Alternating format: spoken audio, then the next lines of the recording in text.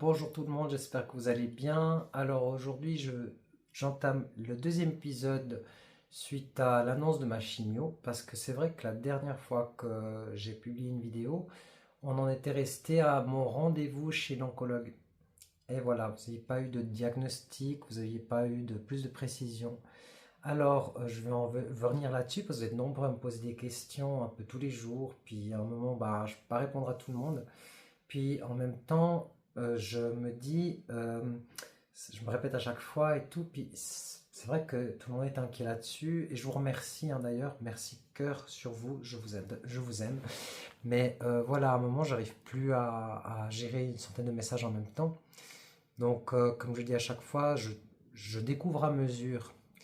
Donc voilà ce qui s'est passé. Pour reprendre les dates en question, j'ai tout le dossier qui est là, hein, c'est quand même un gros machin, puis là il n'y a encore pas les rapports, hein. Si je reprends dans l'ordre, j'ai reçu plein d'informations, plein de formulaires, de trucs, voilà. Donc j'ai vu une première fois l'oncologue responsable de mon dossier, hein. C'est pas forcément elle qui va me suivre, mais je l'ai vu, on était le 8 septembre, sauf erreur de mémoire. Parce que j'ai des tas d'autres rendez-vous, vous en doutez, à un moment donné, voilà. Mais, ouais, c'était le 8 septembre. Je suis arrivé là-bas, j'avais compris 45 minutes, je sais pas pourquoi.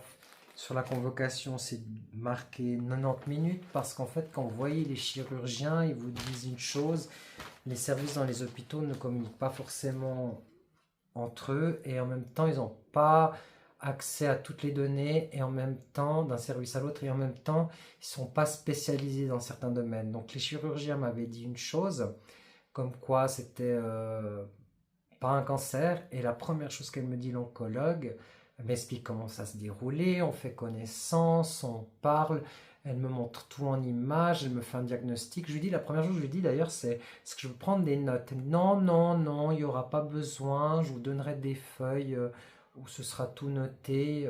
D'accord, bon, soit. Je fais confiance, quoi, en gros. Et puis voilà. Je l'écoute, puis je sais pas, comme moi je suis du genre à prendre les choses au fur et à mesure, hein, peu importe, même si demain on m'annonce un mariage ou demain on m'annonce un décès ou peu importe, je les prends au fur et à mesure, les événements, je programme pas à l'avance. Et c'était un peu pareil, j'étais tout le long pendant 90 minutes faire comme si je regardais un film. Hein. Et puis, elle me dit, vous avez des questions? Alors oui, il y avait des questions de base, à savoir pourquoi. Elle m'annonce direct que c'est un cancer. Je dis, mais vous ne parliez pas de ton cancer jusqu'à maintenant, on m'avait parlé de tumeurs sans métastase. Elle dit, oui, c'est juste, mais c'est parce que vous avez vu des chirurgiens, nous on est oncologues et on est des spécialistes là-dessus. Elle m'explique. Puis elle m'explique comment ça va se dérouler. Elle m'explique que c'est une tumeur maligne. Il y a des cancers bénins comme un bouton qu'on enlève, et l'autre, c'est les tumeurs malignes. Ça reste un cancer. Donc, son protocole à elle, c'est de commencer dans un premier cycle, ce qu'ils appellent un premier cycle, mais après, le service d'oncologie du dessous ne dit pas ça comme ça, mais bon, je vais y revenir plus tard. Elle me dit, le premier cycle, vous auriez 3 à 4 chimios assez fortes pour enlever le maximum de masse. Elle m'a montré les images qu'à 45 minutes, 45 centimètres du côlon rectal, j'ai une masse. Ça ressemble un peu à comme quand vous avez des hémorroïdes, en fait, c'est vraiment gonflé. Et elle me dit, c'est ça qui bouche votre estomac du côté gauche. Je dis, ouais, les chirurgiens me le montraient ici, un peu après le trou de l'astomie. Puis elle me dit, ouais, ouais, c'est exactement là. Bon. Et puis elle me donne le nom et je retiens le truc en anome, mais je me dis, bon, un truc en home, mais bon, il y en a tellement de ces noms. Et je me dis, bon, de toute façon, ça va m'être redit, redit plusieurs fois ce genre de choses. Je ne note pas parce qu'elle m'avait dit que c'était pas nécessaire. Et puis, bon, ça dure 90 minutes comme ça. Elle monte en image, elle me fait le diagnostic. Elle me dit comment ça va se dérouler. Elle me dit, alors on va faire 3-4 chimios au début, assez fortes pour enlever le maximum. Après, il y aura un bilan. à voir si on vous l'opère ou non pour enlever le reste. Et ensuite, un deuxième cycle de chimio, de nouveau pour 2, 3, 4 fois, on verra à ce moment-là, en fonction de comment ça diminue, et puis comment, voilà. Parce qu'à un moment, il faudra bien me recoudre et me remettre l'estomac en place, j'espère bien quand même. La première question qui me vient, c'est la durée. Donc elle me dit, je lui demande si pour les fêtes de Noël, je peux les passer tranquille, si je peux être assuré au niveau de l'hospitalisation, parce que je ne veux pas refaire une semaine, surtout pendant les fêtes de Noël. J'ai envie d'être en famille, comme tout le monde, avec mes proches et personnes que j'aime, vous voyez. Et puis elle me dit non, non, ça devrait pas, ça devrait être un peu avant. Bon. Après, je lui dis, puis quand c'est qu'on pourra en finir avec tout ça? Dit, on pense d'ici janvier, on va faire le maximum. Donc, ok, ça prend du temps, ça prend du temps, ça me demande du temps. Moi, je continue ma vie pendant ce temps. J'ai dû décaler mon rendez-vous chez l'hygiéniste, chez qui je vais 2 fois par an, qui était après le rendez-vous de ma chimio, donc aujourd'hui normalement. Et j'avais dit, ben, je pourrais pas venir puisque je saurais pas après la chimio ce que je pourrais faire. Je peux rester 40 minutes comme ça, bouche ouverte, non. On sait pas à l'avance. Ça pouvait me rendre malade comme ça pouvait, voilà. Déjà j'ai un peu mal à la tête, c'est normal, mais voilà, il faut boire de l'eau, hein, d'ailleurs c'est pour ça que j'ai ma bouteille. Puis donc voilà, pour le rendez-vous avec elle, elle me dit on va faire au plus vite, et puis on vous tient au courant et tout. Bon. Puis il passe 4 jours comme ça, on se retrouve jeudi, donc j'avais vu mon généraliste, c'était prévu le 10, mon médecin de famille, le 10 septembre. De nouveau là-bas, je vois pas la doctoresse mentionnée sur le rendez-vous, il faut le mentionner, ça on fera une vidéo là-dessus sur les problèmes médicaux au niveau des coordinations et des contacts. On vous donne à chaque fois des numéros et des noms différents, et qu'en réalité, le moment du rendez-vous, vous ne voyez pas ces personnes. Donc c'est vraiment pas assez transparent. Mais on en reviendra, on fera une autre vidéo, ça sera un peu plus long, donc voilà. Mais bref, il y aura voilà, je vais à mon généraliste qui me donne encore une autre version, qui se dit qu'il est infirmier praticien, que c'est un métier qui se pratique de plus en plus, ça vient de France, puis que c'est comme des docteurs qui sont aptes à donner des ordonnances, faire des diagnostics, mais qui n'est pas très connu. Donc il espère que ce sera lui qui me suivra, il est là au moins pour une année, parce que c'est de nouveau une autre clinique hein, où je vais voir ces médecins généralistes. Puisque j'ai pas de médecin de famille, donc en attendant, voilà, ça, on a eu le temps d'en trouver un bon. Des médecins de famille, il y en a plein, généralistes on va dire, mais des bons, il n'y en a pas beaucoup. Donc bon, bref. Puis je constate aussi des erreurs sur les rapports qu'ils m'ont donnés. Ils ont mis le nom de mon ancien médecin, alors que j'ai dit plusieurs fois que non, je serais suivi dans une autre clinique médicale qui s'appelle Unisanté au passage, mais voilà, voilà, vous avez sur rendez-vous, puis vous avez sans rendez-vous. Puis bref. Et bon, à ce moment-là, ben, je rappelle le jeudi après mon rendez-vous. Lui, il s'est proposé d'être là en second plan au cas où ce médecin-là que j'ai vu, moi, je n'aurais plus lui dire le nom parce qu'il s'est présenté sur une carte, il n'a rien signé, il m'a rien dit. Je lui ai donné la copie de mon dossier, puis je récupérerai bientôt parce que j'ai besoin de duplicata. Mais quoi qu'il en soit, bref, je rappelle l'oncologue, enfin je laisse un message à l'hôpital pour que l'oncologue me rappelle parce qu'au fur et à mesure, bon, on vous pose des questions, vous me posez des questions, tout le monde vous pose des questions, votre famille, vos amis, tout ça. Et ça me stresse parce que j'ai pas les réponses. Donc je rappelle la généraliste, l'oncologue, pardon, et je lui dis, je laisse un message, puis elle me rappelle le lendemain, vendredi. Donc on se retrouve à être, je tire de mémoire, le 11 septembre. Elle me dit, oui, oui, alors j'ai pas de nouvelles pour la pose de votre porte-à-4, qui s'appelle un PICC line, hein, dans mon cas.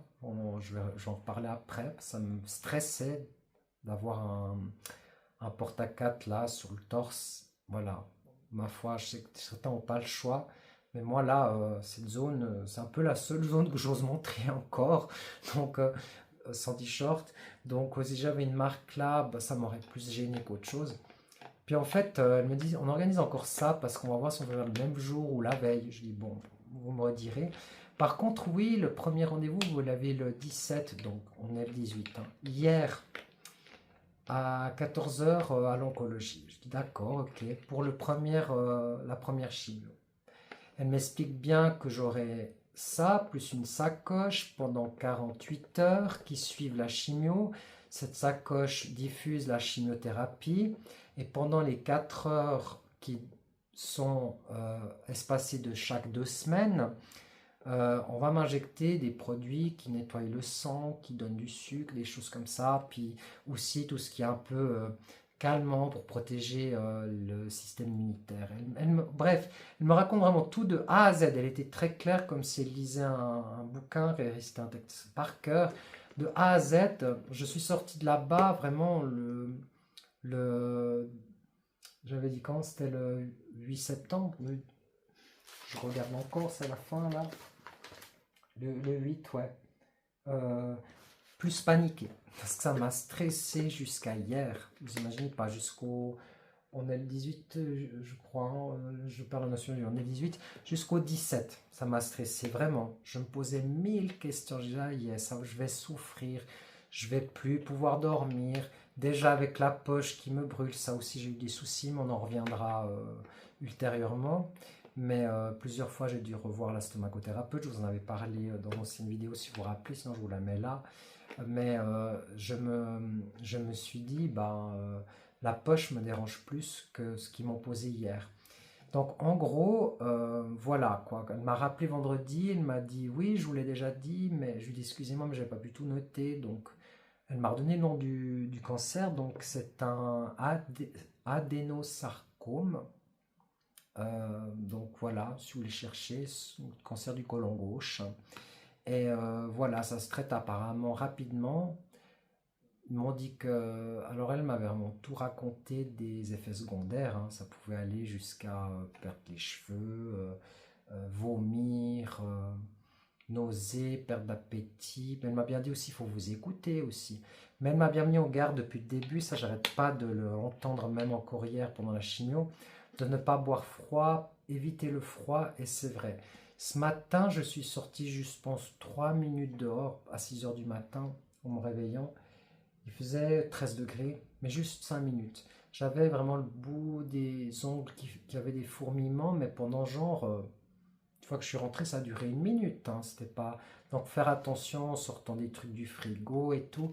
Puis j'en suis qu'à mon premier jour, ça fait que 24 heures, hein, à l'heure actuelle où je tourne cette vidéo. Je la fais parce que vous êtes vraiment nombreux à me poser des questions, puis je voudrais juste vous dire merci à tous. Mais si jamais vous m'en voulez pas, si je réponds pas tout de suite, il y a des jours avec, il y a des jours sans. Je vous aime tous très fort, il n'y a pas de souci, je comprends que vous vous inquiétez, mais il y a toute ma famille de Suisse, d'Italie et mes contacts de Suisse, de France qui me posent plein de questions tous les jours, si ça va, quoi de neuf, etc. etc. Et moi j'aimerais vous dire comment ça va vous aussi, j'aimerais qu'on parle d'autre chose. Donc dites-moi aussi comment vous allez, ça me fera plaisir de parler d'autres choses. Heureusement j'ai d'autres projets en cours, ça m'occupe l'esprit. Il y a d'autres contenus qui m'occupent. Hein, donc encore une fois, je vous remercie tous pour ça. Je vais vous mettre d'ailleurs une liste de séries de créateurs, de contenus, de musiciens et tout ça me redonne vraiment la joie de vivre, d'esprit positif, que amour, humour et tout ça.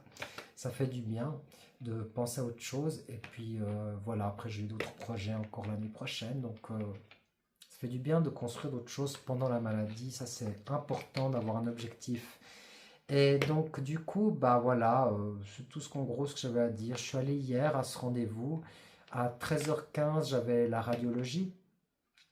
J'ai parlé avec le radiologue pendant au moins 20 minutes. Il m'a raconté que lui aussi, il avait eu d'autres problèmes et tout. Mais bon, bref. Il m'a rassuré. Puis il m'a dit non, ça s'appelle un PICC line, vous l'aurez sur le bras. Donc il est ici, hein, sur le pansement.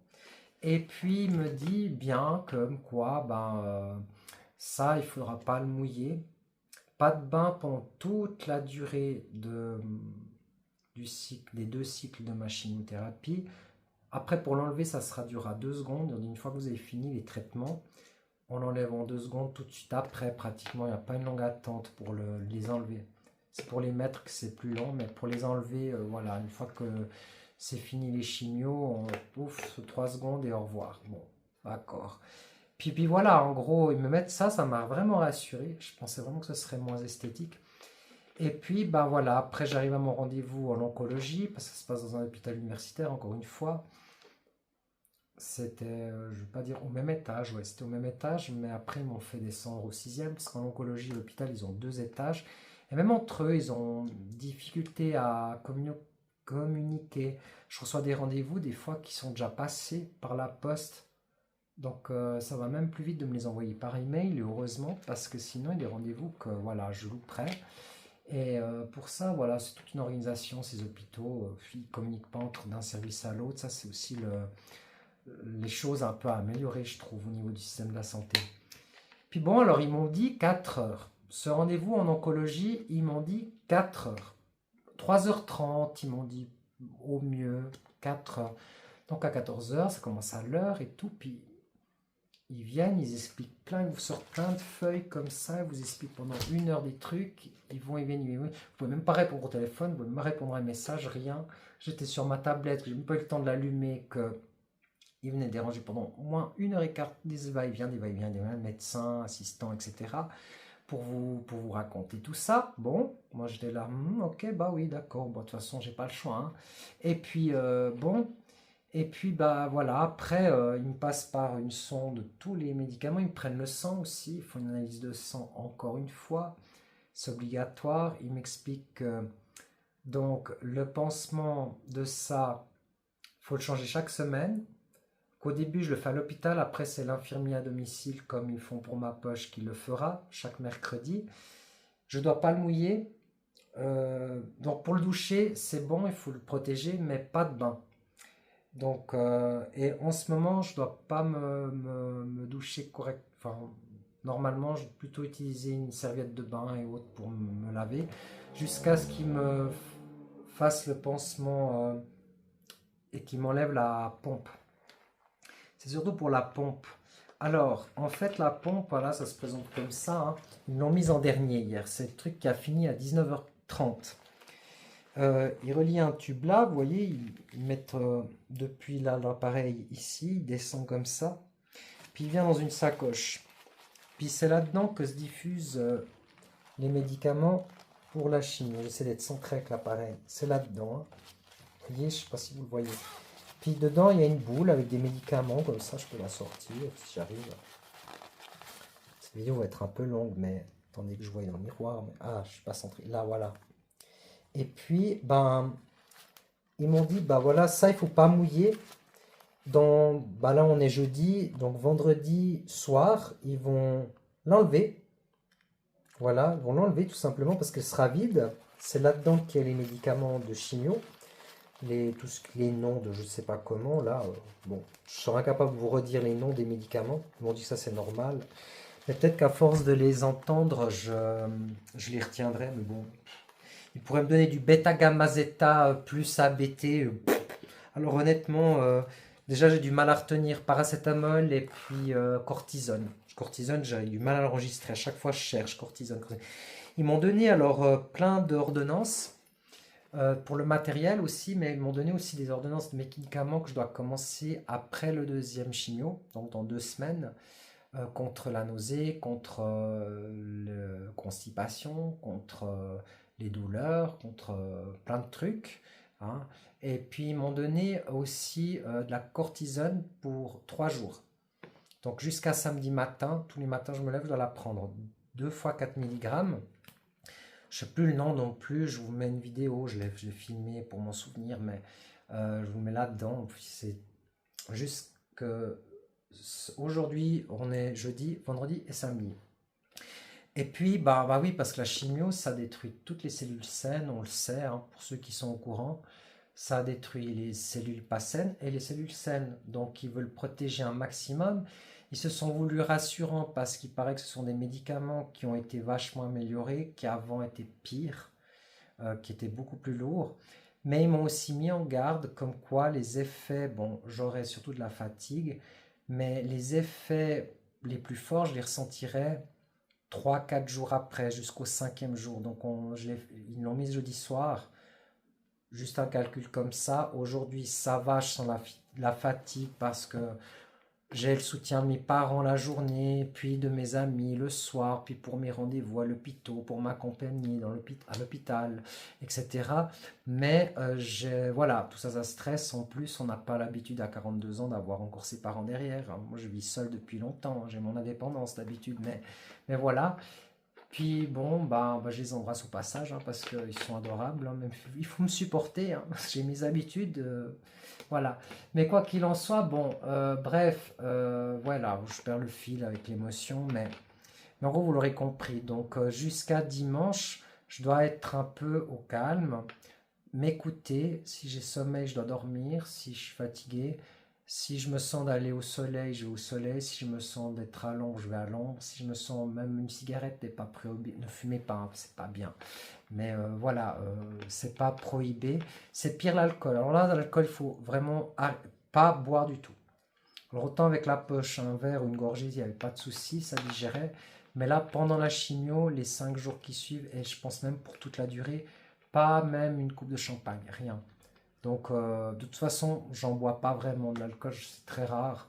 C'est vraiment pour les grosses occasions quand on est en bonne compagnie. Donc pour votre santé aussi, avec modération, hein. Évitez tous ces trucs qui rendent dépendants. Mais voilà, bref, donc voilà, je voulais vous tenir informé de tout ça. C'est un peu brouillon cette vidéo, je sais, dans ma tête j'avais tout organisé comme ça, mais j'aime bien parler sans filtre, et ça m'évite de ne pas passer 3 heures à faire des montages, hormis pour des titres et des trucs comme ça, mais voilà. Donc en gros, voilà comment ça s'est passé. Donc pensez-vous que j'étais très très très occupé. Donc, mais ça va aller. Maintenant, ben, on verra samedi, dimanche comment ça se passe. Je retourne demain soir pour qu'ils m'enlèvent la pompe à l'hôpital. Et en même temps, ils me referont le pansement. Puis ensuite, si j'ai bien compris, c'est les infirmiers qui feront à la maison chaque semaine. Et chaque 48 heures qui suit le traitement pour la pompe. Donc, admettons, mon prochain rendez-vous pour la chimio, il est le 30 septembre. Donc, je vais la garder jusqu'au 1-2. Entre le 2 et le 3, ça devrait tomber un lundi, je crois. Euh, L'infirmier leur enlèvera à domicile la pompe. Et le pansement, c'est censé être tous les mercredis. Donc voilà, au début, je le fais à l'hôpital, c'est une question de contrôle, puis ils doivent me consulter, reprendre du sang et tout ça. Mais voilà. Mais oui, alors je voulais te dire une dernière chose. Ils disent 3h30 et 4h. Excusez-moi, je me perds vraiment, mais désolé, parce qu'en ce moment, moi, la tête, j'oublie même quel jour on est. Je disais, ouais, le rendez-vous, ils disent 3h30, 4h. Je vous dis pas, j'y suis arrivé à 12h30 à l'hôpital. Le temps de chercher, le service, tout ça. 13h en radiologie. 14h, ils vous prennent en oncologie. Et pour finir, avec mon ami, on est rentré, c'était parti de l'hôpital, hein, pas rentré, mais parti de l'hôpital, 19h30. 19h30, temps de remballer toutes les affaires, de voilà, hein, 19h30. Donc j'étais au bout de ma vie, hein. Le prochain rendez-vous est le matin par contre, donc au moins j'ai rendu à 8 ou 9h, il faut que je contrôle, mais je peux espérer être de retour à 14h, quoi, au moins. Parce que je vous dis pas, j'avais froid, je suis parti, il faisait chaud à midi. Mais à 18h à l'hôpital, il fait 22 degrés à l'intérieur, alors que chez moi c'est chauffé, que j'ai l'habitude qu'il fasse chaud, bon, donc c'est pour ça que je peux me promener comme ça. Il fait 25, 26 presque dans mon salon là. Radiateur éteint, je les éteins parce que c'est dingue, ils les allument déjà tôt le matin jusqu'à 14h, puis après ils rallument vers 18, 19h, donc 26 degrés là, ouais, dans le salon. Donc quand on vous met à 22, 23, climatisé, tout ça, j'avais froid, j'avais pas de veste, j'avais juste ça que vous connaissez, hein. J'en ai acheté 3 belles des vestes, je vous les montrerai là récemment seul, je me suis fait plaisir aussi. Puis bon, à avertir tout le temps mes parents, enfin voilà, informer tout le monde, tout ça, bon, voilà quoi. Donc merci beaucoup à vous pour avoir écouté cette vidéo jusqu'au bout. Et puis ben, je vais essayer de vous tenir à courant dans 15 jours, 3 semaines, à peu près. On verra déjà ce week-end comment je me sens, je ferai des stories à ce moment-là. Puis si ce n'est pas déjà fait, abonnez-vous à mes comptes. Et puis je vous mets également dans la barre d'infos d'autres liens qui peuvent faire plaisir et qui m'occupent aussi, voilà, qui me font du bien. Et à titre de remerciement aussi parce que je les adore et je les embrasse. Allez, à bientôt et à plus. Bisous.